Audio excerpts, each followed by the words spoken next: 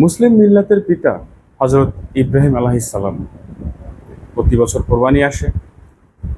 আমরা স্মরণ করি হজরত ইব্রাহিম আলাইহিসসালামকে, কিংবা প্রতিদিন নামাজে আমরা ইব্রাহিম আলাইহিসসালামকে স্মরণ করি, ওনার উপর দরুদ পড়ি, আমরা ওনার উপর দোয়া বর্ষণ করি। আহ, কিন্তু ইব্রাহিম আলাইহিসসালাম আমাদের জন্য কি শিক্ষা রেখে গেছেন এই বিষয়ে আলোচনা হয়, একেবারে হয় না তা না, হয়। তবে আমার ধারণা যে যেভাবে হওয়া দরকার ঠিক ওভাবে হয় না। তো আমি চেষ্টা করব যে আমার সামান্য জ্ঞানে এই বিষয়টা নিয়ে একটু আলোচনা করার জন্য। ইব্রাহিম আলাইহিসসালাম জন্ম নিয়েছিলেন একটা মূর্তি পূজক পরিবারে, বা মুশরিক পরিবারে। ওনার বাবা মূর্তি বানাইতেন, পুরোহিত ছিলেন, আবার মূর্তি তৈরিকারকও ছিলেন, উনি বানাইতেন মূর্তি।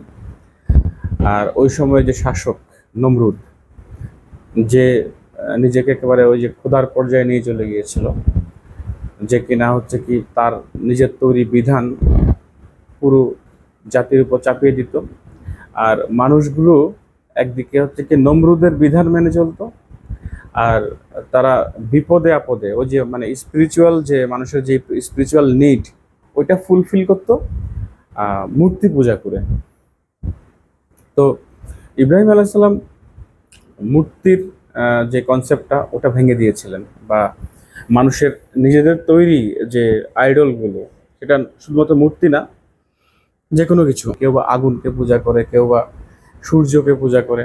তো এই বিষয়টাকে ভেঙে দিয়ে ইব্রাহিম আলাইসাল্লাম আল্লাহ সুবহানাহু ওয়া তাআলার যে অস্তিত্ব এবং তাওহীদের যে বিশ্বাস, সেই তাওহীদের বিশ্বাসটা অর্জন করার জন্য যে পদ্ধতি, যে ওয়ে টু বিলিভ, এই ওয়েটা হচ্ছে কি ইব্রাহিম আলাইসাল্লামকে দিয়েই আল্লাহ সুবহানাহু ওয়া তাআলা হচ্ছে পুরো মানব জাতিকে বুঝিয়েছেন কোরআনের মাধ্যমে। কোরআনে ইব্রাহিম আলাইসাল্লামের ঘটনা দিয়ে উনি হচ্ছে পুরো মানব জাতিকে আল্লাহ সুবহানাহু ওয়া তাআলা শিক্ষা দিয়েছেন কিভাবে তুমি বিশ্বাস করবা, কোন রেশনাল মেথডে তুমি চিন্তা শুরু করবে। দেখুন, ইব্রাহিম আলাইসাল্লাম মন্দিরে ঢুকে সমস্ত মূর্তি ভেঙে ফেললো এবং বড় মূর্তিটার হাতে কুঠার ধরিয়ে দিল, যে কুঠার দিয়ে উনি মূর্তিগুলো ভেঙেছিলেন। তো পরবর্তীতে সবাই যখন এসে দেখলো যে কি মূর্তিগুলো ভাঙা, সবাই যখন সার্চ করলো যে কে ভাঙলো, তখন উনি বললেন যে বড়টা ভেঙেছে। কিন্তু সবাই বললো যে ওই বড়টা তো ভাঙার কোনো ক্ষমতা রাখে না। তখন উনিও তাদেরকে মূর্তি পূজার যে অসারতা, যে কোনো ক্ষমতায় রাখে না, তোমরা নিজেরাই বানাও, তোমরা কেন পূজা করো, তাদেরকে বুঝাইলেন। কিন্তু ওই সময় পর্যন্ত আল্লাহ সুবহানাহু ওয়া তাআলা ওনাকে ওহির জ্ঞানটা দেন নাই। তো উনি এবার চিন্তা শুরু করলেন যে আমি তাহলে কোত্থেকে আসছি, কারণ আমি তো লিমিটেড। মূর্তিগুলো যেমন হচ্ছে কি সীমাবদ্ধ, তাদের শুরু আছে, তাদের শেষ আছে। তো মানুষও তো একই রকম, তার শুরু আছে, তার শেষ আছে। পৃথিবীর যা কিছু আমরা সারাউন্ডিংসে দেখি, আমাদের যে চারপাশে দেখি, প্রত্যেকটা জিনিস হচ্ছে কি লিমিটেড, তার একটা শুরু আছে, একটা শেষ আছে। আর আধুনিক মানুষজন তো হচ্ছে একেবারে আপনার পুরো গ্রহ নক্ষত্র, গ্যালাক্সি, মিল্কি ওয়ে, হোল ইউনিভার্সের যে উপাদানগুলো, এগুলো নিয়ে আমরা চিন্তা ভাবনা করার অবকাশ পাই বিজ্ঞানের মাধ্যমে বা যাই। তো দেখুন যে আমরা ওখানে কি দেখি, যে এত বড় সূর্য, হাইড্রোজেন বা হিলিয়াম তার উপাদান, কিংবা গ্রহ নক্ষত্র তাদের উপাদানও কি মাটি, পানি, বাতাস, আমাদের পৃথিবীর উপাদান। তো এই জিনিসগুলো সবগুলোই যদি আমি বিশ্লেষণ করি, তাহলে যে উপাদানগুলো পাওয়া যাবে, এই উপাদানগুলো হচ্ছে লিমিটেড। তো ইব্রাহিম আলাইহিসসালাম আমাদেরকে ওই ওই ওয়েতে চিন্তা করার জন্য আমাদেরকে উৎসাহিত করছেন, বা উনি নিজে চিন্তা ভাবনা করেছেন, এবং আল্লাহ সুবহানাহু ওয়া তাআলা ওনাকে দিয়ে হচ্ছে আমাদেরকে শিক্ষাটা দিয়েছেন। তারপর উনি চিন্তা শুরু করলেন যে মনে হয় তারাগুলো আমার আমার খোদা। তারপর উনি বললেন যে মনে হয় চাঁদ আমার আমার খোদা, হয়তো উনি এগুলো আমাকে সৃষ্টি করেছে। তারপর হচ্ছে সূর্যকে দেখলেন, কিন্তু অবশেষে উনি দেখলেন যে এরা প্রত্যেকে নিয়ম মেনে চলে, অর্থাৎ তাদের উদয় হয়, তারা অস্ত যায়। মজার কাহিনী, এই যে বিষয়টা আছে না, এটা হচ্ছে কি হযরত মুসা আলাইহিস সালাম ফেরাউনকে বলছিলেন। ফেরাউন যখন একটা লোককে মেরে ফেললো, যে দেখো আমি তো জীবন এবং মৃত্যুর মালিক, তখন মুসা আলাইহিস সালাম কিন্তু ফেরাউনকে বলছিল যে তাহলে আমার খোদা তো হচ্ছে সূর্যকে উদিত করেন এবং অস্ত নিয়ে যান, তুমি উল্টা করে দেখাও। তো এই যে পৃথিবী এবং পুরো ইউনিভার্সের প্রত্যেকটা উপাদানকে নিয়ে গবেষণা করা, আল্লাহ সুবহানাহু ওয়া তাআলা তো আমাদেরকে বলছেন অলরেডি সূরা আলে ইমরান 91 নম্বর আয়াতে, ইন্না ফি খালকিস সামাওয়াতি ওয়াল আরদ ইখতিলাফিল লাইলি ওয়ান নাহার লা আয়াতিল লিউলিল আলবাব। তোমরা দেখো, তোমরা অবলোকন করো আকাশ পৃথিবীর সৃষ্টিতে, দিন এবং রাত্রির আবর্তনে, এতে অবশ্য নিদর্শন আছে যারা জ্ঞানশীল, যারা জ্ঞান রাখে তাদের জন্য। তো আল্লাহ সুবহানাহু ওয়া তাআলা দেখতে বলছেন আমাদেরকে। আর প্রত্যেকটা জিনিস দেখলেই আমি হচ্ছে কি আল্লাহর অস্তিত্বের প্রমাণই পাবো, ঠিক যেভাবে হচ্ছে কি ইব্রাহিম আলাইহিস সালাম পেয়েছিলেন। এটাই হচ্ছে আমাদের ওই মিল্লাতে ইব্রাহিমের বা পুরো মানব জাতির জন্যই আসলে এটা হচ্ছে ওয়ে টু বিলিভ। কিভাবে আমি বিশ্বাস করব? একজন মুশরিক, একজন মূর্তি পূজারী, একজন নাস্তিক থেকে শুরু করে প্রত্যেকে কিন্তু এই ওয়েতে চিন্তা করে সে হচ্ছে আল্লাহ সুবহানাহু ওয়া তাআলার অস্তিত্ব খুঁজে পাবে। কারণ ইব্রাহিম আলাইহিস সালাম যখন দেখলেন যে প্রত্যেকটা লিমিটেড এবং তাদের প্রত্যেকের শুরু আছে এবং শেষ আছে, এবং তারা হচ্ছে উদয় উদয় হয় এবং তাদের অস্তগমন হয়, তো এটা দেখে উনি এই সিদ্ধান্তে উপনীত হলেন যে যেহেতু এই পৃথিবীর সবকিছুই হচ্ছে কি একটা নিয়ম মেনে চলছে এবং তারা প্রত্যেকে লিমিটেড, এবং লিমিটেড বস্তুগুলো হচ্ছে একটা অপরটাকে জিরো থেকে ক্রিয়েট করতে পারে না, আবার নিজেকে নিজেও কিন্তু ক্রিয়েট করতে পারে না। আধুনিক বিজ্ঞানের ক্ষেত্রে যদি আমরা বলি যে কি একদম হোল ইউনিভার্সটা সিমবিচির মতো ছিল, তারপর একটা ব্যাং হয়েছে, বিগ ব্যাং, কিন্তু তার আগে যে ইউনিভার্সটা ছিল তাকে ক্রিয়েট করছে কে? কারণ সেও তো লিমিটেড, তারও তো হচ্ছে অস্তিত্বে আসা লাগবে। সে তো নিজেকে নিজে অস্তিত্বে আনতে পারে না, কারণ নিজেকে নিজে অস্তিত্বে নিয়ে আসতে হলে তাকে হয় নিজেকে প্রথমে অস্তিত্বে আসতে হবে, আবার নিজেকেই অস্তিত্বে নিয়ে আসতে হবে যদি কেউ নিজেকে নিজে ক্রিয়েট করতে চায়, যা অসম্ভব। অর্থাৎ এমন একটা সত্তাকে লাগবে যে সত্তা আমাদের মতো না, যে সত্তা হচ্ছে আনলিমিটেড, যে সত্তা ক্রিয়েট করতে পারেন, এইটুকুই। কিন্তু ওই সত্তার স্বরূপ কেমন, ওই সত্তা কেমন, কিভাবে কাজ করে, অর্থাৎ আল্লাহর ইচ্ছা, আল্লাহর কাজ, আল্লাহর স্বরূপ, এগুলো হচ্ছে কি আমাদের পক্ষে বোঝা সম্ভব না। কারণ এগুলো যদি বুঝতে পারি তাহলে তো আল্লাহর উপরে কিন্তু আবার লিমিটেশন আরোপ করা হয়। আর এই জিনিসটাই ইব্রাহিম আলাইহিস সালাম আমাদেরকে শিখিয়ে দিয়ে গেছেন। এবং যখন উনি দেখলেন যে কি চন্দ্র, সূর্য, তারকা সবই অস্ত যায়, তখন উনি বললেন যে আমি, কোরআনের আয়াতে আসছে সূরা আনআমের ৭৬ নম্বর আয়াত, যে আল্লাহ সুবহানাহু ওয়া তাআলা বলছেন যে ইব্রাহিম আলাইহিস সালামের জবানিতে, যে আমি অস্তগামীদের ভালোবাসি না। এবং এভাবেই হচ্ছে উনি যখন বললেন যে আমি অস্তগামীদের ভালোবাসি না, এরপরে উনি পড়লেন ওই আয়াতটা, যেটা আমরা নিজেরাও প্রায় সময় পড়ি, যে ইন্নী ওয়াজজাহাতু ওয়াজহিয়া লিল্লাযী ফাতারাস সামাওয়াতি ওয়াল আরদা হানিফা ওয়া মা আনা মিনাল মুশরিকিন, যে আমি আমার মুখমণ্ডলকে বা আমি আমার দৃষ্টিকে, আমি আমার সমস্ত সত্তাকে আমি ফেরত নিলাম কোথায়? নভমণ্ডল, অর্থাৎ আকাশ এবং পৃথিবীর সৃষ্টিকর্তা এবং ভূমণ্ডলের সৃষ্টিকর্তা আল্লাহর দিকে।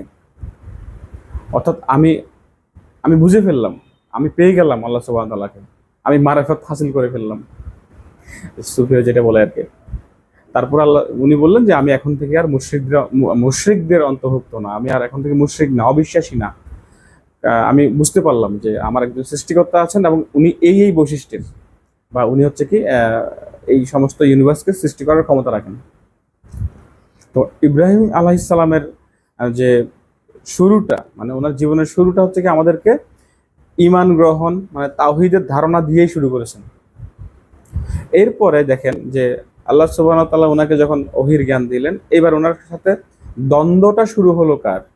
দ্বন্দ্বটা শুরু হলো ওই সময়ের শাসক নমরুদ আর ওই সময়ের পুরোহিত, যারা হচ্ছে কি ধর্মীয় জ্ঞানী ছিলেন তাদের সাথে, যারা ঐতিহ্যবাহী ধর্মীয় বড় বড় আলেম তাদের সাথে।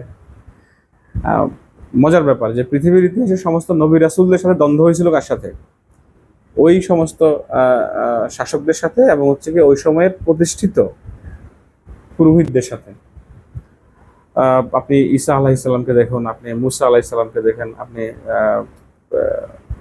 ইব্রাহিম আলাইহিস সালামকে দেখেন, কিংবা রাসূলুল্লাহ সাল্লাল্লাহু আলাইহি ওয়াসাল্লাম, যে রাসূলুল্লাহ সাল্লাল্লাহু আলাইহি ওয়াসাল্লামের সময় কিন্তু মক্কায় দ্বীন ইব্রাহিমী ছিল, আর ওই দ্বীন ইব্রাহিমীতে থাকা পুরোহিতরাই কিন্তু বিরোধিতা করেছিল হচ্ছে কি আল্লাহ সুবহানাহু ওয়া তাআলার যে এই দিন ইসলামের প্রতি বিদ্রোহ করেছিল বলা যায়। তারা অস্বীকার করেছিল, তারা মেনে নেয়নি। তো তারপর যখন এই দ্বন্দ্বটা শুরু হলো, তখন নমরুদ কি করলো? নমরুদ হচ্ছে কি ওনাকে আগুনে ফেলে দিতে চাইলো। ইন্টারেস্টিংলি যে পৃথিবীর ইতিহাসে প্রথম চিয়ার লিডারের যে ধারণাটা, ওটা সম্ভবত নমরুদ নিয়ে আসছিল। যে ইব্রাহিম আলাইহিস সালামকে যখন আগুনে ফেলা হচ্ছিল তখন ওখানে নাচ গানের আয়োজন করা হয়েছিল নগ্ন মেয়ে মানুষদের দিয়ে আর কি, চেয়ারলিড করার জন্য। যাই হোক, ওই আগুনে ফেলার মুহূর্তেও আল্লাহ সুবহানাহু ওয়া তাআলার উপরে ইব্রাহিম আলাইহিস সালামের এমন এক তাওয়াক্কুল ছিল, যেটা হচ্ছে পুরো মানব জাতির জন্য শিক্ষা, যে তুমি যখন আল্লাহর অস্তিত্ব, আল্লাহর বিধানকে খুঁজে পাবা, তখন পৃথিবীতে যা কিছু আসবে আসুক, তোমার উপরে যা আযাব গজব যত কিছু আসবে আসুক, তুমি হচ্ছে আল্লাহর উপর ভরসা করবা। এবং ইব্রাহিম আলাইহিস সালাম আল্লাহর উপর ভরসা করেছিলেন। এই ভরসার প্রতিদান হচ্ছে কি, ওই আগুনটা ঠান্ডা হয়ে গেল এবং ইব্রাহিম আলাইহিস সালাম ওখান থেকে সসম্মানে ফেরত আসলেন। এবং এক পর্যায়ে নমরুদ পরাজিত হলো, নমরুদের অধ্যত্ব ধ্বংস হলো, একটা মশার দ্বারা হচ্ছে কি নমরুদের মৃত্যু হলো। তো এই জিনিসটা হচ্ছে কি আমাদের জন্য, এই যে পুরা মুসলিম মিল্লাতের জন্য আরেকটা শিক্ষা, যে যাদেরকে আমরা মহাপরাক্রমশালী মনে করি, ট্রাম্প, এই যে আমরা হাসিনাকে দেখলাম কীভাবে চলে গেল, কিংবা পৃথিবী যত শক্তি আছে, এদেরকে আল্লাহ সুবহানাহু ওয়া তাআলা এদেরকে ধ্বংস করার জন্য খুব বেশি কিছু ইউজ করেন না, একেবারে সামান্য জিনিস, মশা মাছি সামান্য। অর্থাৎ পৃথিবীর এই পুরা ইউনিভার্সের পালন কর্তার জন্য এটা খুবই সহজ একটা কাজ। আমরা যেটাকে খুবই অনেক বড় মনে করি, যাদের ভয়ে হচ্ছে কি আমরা আল্লাহকে ভুলে থাকি। এবার আসেন, একটার পর একটা ইব্রাহিম আলাইহিস সালাম পরীক্ষায় দিয়ে যেতে লাগলেন। দেখা গেল যে কি ওনার দীর্ঘদিন ধরে ওনার বাচ্চা হচ্ছে না, আর যেই প্রথম সন্তান হলো, ওই সন্তান এবং ওই সন্তানের মাকে ফেলে চলে আসার জন্য, মরুভূমিতে ফেলে চলে আসার জন্য আল্লাহর অর্ডার হলো। সুবহানাল্লাহ। আর ওই মুহূর্তে আমাদের মুসলিম নারীদের জন্য একটা মহাশিক্ষা আছে, হযরত হাজেরাকে দিয়ে যে আল্লাহ সুবহানাহু ওয়া তাআলা শিখাইছেন। হযরত হাজেরা ইব্রাহিম যখন ফেলে চলে আসছিলেন, তখন হচ্ছে উনি পিছনে দৌড়ানো শুরু করলেন, যে আমাদেরকে ফেলে কোথায় যাচ্ছেন এই বিরন এই মরুভূমিতে। তখন ইব্রাহিম আলাইহিস সালাম কিছু বলছেন না, উনি চলে আসছেন। তখন হাজেরা আলাইহিস সালাম উনি হচ্ছেন একটা চমৎকার কথা বলেছিলেন, যে এটা কি আল্লাহর অর্ডার? সুবহানাল্লাহ, এটা কি আল্লাহর অর্ডার? অর্থাৎ আপনি যে চলে যাচ্ছেন, এটা কি আপনার সিদ্ধান্ত নাকি আল্লাহর সিদ্ধান্ত? তখন ইব্রাহিম আলাইহিস সালাম বললেন যে এটা আল্লাহর সিদ্ধান্ত। তখন হাজেরা ধৈর্য ধারণ করলেন, যে যেহেতু এটা আল্লাহর সিদ্ধান্ত, তাহলে আর কিছু করার নাই, আমি এখানেই থাকবো, সমস্যা নাই। তো আজকে আমরা যখনই কোনো সমস্যায় পড়ি, কোনো বিপদে পড়ি, ওই বিপদটা যদি আমার কারণে হয়, আমি হয়তো চেষ্টা করতে পারি, আমি হয়তো যা কিছু করার আর কি আমার একজন মানুষের সামর্থ্য অনুযায়ী চেষ্টা করতে পারি আমি, কিন্তু আলটিমেটলি আমি ওই বিপদ থেকে উদ্ধার করার জন্য এক কথা আল্লাহ আমাকে সাহায্য করতে পারেন। আবার ওই যে বিপদ আপদ যা আসে ওইগুলো সবগুলো আল্লাহর পক্ষ থেকে আসে। এই কারণে আমাদেরকে তাওয়াক্কুল এবং চেষ্টা দুটাই করতে হয়, এবং সেই জিনিসটা হাজেরা আমাদেরকে শিখাইছেন কিভাবে। উনি হচ্ছেন কি সাফা এবং মারওয়াতে, উনি ওখানে কিছুই নাই, পানি নাই, কিছুই নাই, মরুভূমি, বিরান মরুভূমি, আর উনি কিন্তু ওই মরুভূমিতেও ওনার চেষ্টা চালিয়ে গেছেন। অর্থাৎ খড়কুটো ধরে টিকে থাকার মতো আর কি, যে আল্লাহর উপর ভরসা করবো এবং আমি আমার চেষ্টা চালিয়ে যাবো। একবার মরুভূমিতে আমি কোনো আশা দেখছি না, আমি কোনো ভরসা পাচ্ছি না, কিন্তু আমি তবুও চেষ্টাটা আমি করে যাব, কারণ এটাই হচ্ছে কি আল্লাহ সুবহানাহু ওয়া তাআলার অর্ডার আমার প্রতি, তুমি চেষ্টাটা করে যাও আর বাকিটা আমি করে দিব। তো আল্লাহ সুবহানাহু ওয়া তাআলা হচ্ছে কি ওই বিরাট মরুভূমিতেই কিন্তু একটা কূপের উৎপত্তি ঘটালেন। তার মানে হচ্ছে কি আল্লাহ সুবহানাহু ওয়া তাআলা পুরো মানব জাতিকে বুঝালেন, তুমি জাস্ট চেষ্টা করো, যদি তোমার কাছে অসম্ভব মনে হয়, বাট তোমাকে বুঝতে হবে যে এটাই হচ্ছে কি আল্লাহ সুন্নাহ। আল্লাহ সুবহানাহু ওয়া তাআলার সুন্নাহ হচ্ছে এটাই, যে আল্লাহ সুবহানাহু ওয়া তাআলা অসম্ভব কাজকে তোমার সামনে সহজ করে দিবেন, এটা তুমি কল্পনা করো না। যেমন রাসূলুল্লাহ সাল্লাল্লাহু আলাইহি ওয়াসাল্লামের ক্ষেত্রে যেটা হয়েছিল, যে উনি একের পর এক গোত্রের কাছে গেলেন নুসরার জন্য, কিন্তু কোনো লাভ হচ্ছে না, কিছুই হচ্ছে না। সাহাবারা অনেকটা একটা পর্যায়ে গিয়ে হতাশ হয়ে গেলেন, যে ইয়া রাসূলুল্লাহ আর কত, আপনি আমাদেরকে এবার অনুমতি দেন। ইভেন আপনার আকাবার দ্বিতীয় বায়াতের পরে যখন মিনাবাসী ঘুমাইছিল, তখন সাহাবারা, ইভেন বদর যুদ্ধে যে সাহাবারা ছিলেন ওই সময় কিন্তু ওই সাহাবারা ছিলেন আনসার এবং মুহাজির মিলে, ওনারা অনুমতি চেয়েছিলেন যে অনুমতি দেন, এদেরকে সবাইকে হত্যা করে ফেলি, সমস্ত আরবদের লিডাররা ঘুমিয়ে আছে এখন মিনাতে হজের মৌসুমে, কিন্তু আল্লাহর রাসূল অনুমতি দেন নাই সাল্লাল্লাহু আলাইহি সাল্লাম। তারপরে চিন্তা করে দেখেন যে হিজরতের আগে আগে সব গোত্র মিলে ওনার ঘর ঘিরে ফেললো, যে আর কোনো উপায় নাই, মেরে ফেলবে, আর কি উপায়। কিন্তু ওখান থেকে কিন্তু ইসলামের বিজয়ের সূচনা হয়েছে, যে হিজরত উনি করলেন সবার চোখে ধুলো দিয়ে, একেবারে মদিনাতে গেলেন শাসক হিসেবে। অর্থাৎ একেবারে অসম্ভব জায়গা থেকে আল্লাহ সুবহানাহু ওয়া তাআলা মুসলিমদেরকে প্রত্যেকটা যুগে বিজয়ী করেছেন। মুসা আলাইহিস সালাম, যে সামনে সমুদ্র, পিছনে হচ্ছে বিশাল ফেরাউনের বাহিনী, কিন্তু তখনই এই নীল নদের মাঝখান দিয়ে, বা অনেকে বলে লোহিত সাগরের মাঝখান দিয়ে রাস্তা হয়ে গেল।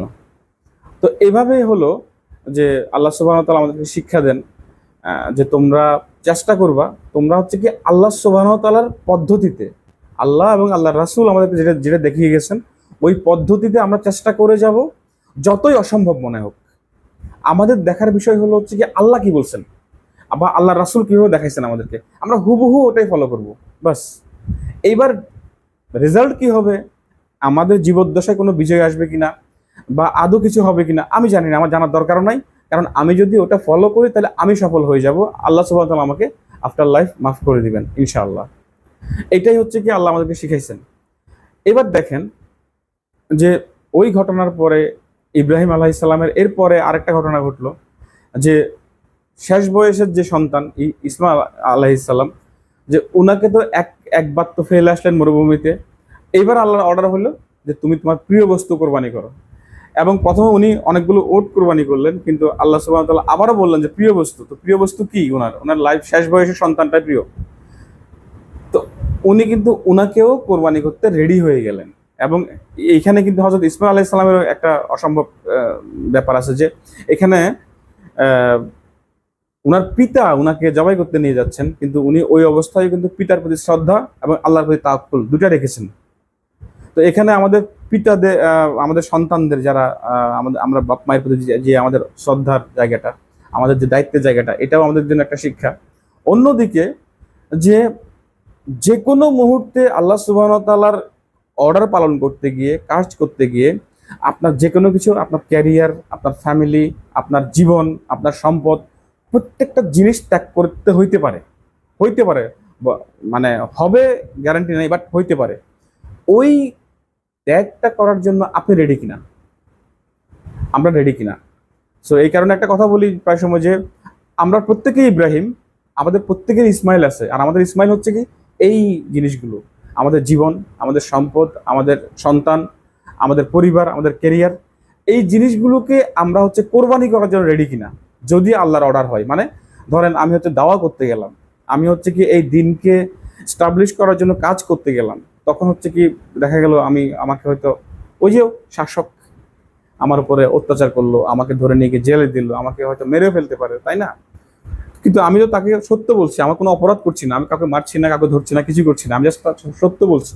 এই সত্য বলার জন্য আমাকে হচ্ছে কি, যদি তারা কোনো অন্যায় আমার উপর চাপিয়ে দেয়, আমার উপর যদি কোনো জুলুম চাপিয়ে দেয়, তাহলে আমি কি করব তখন?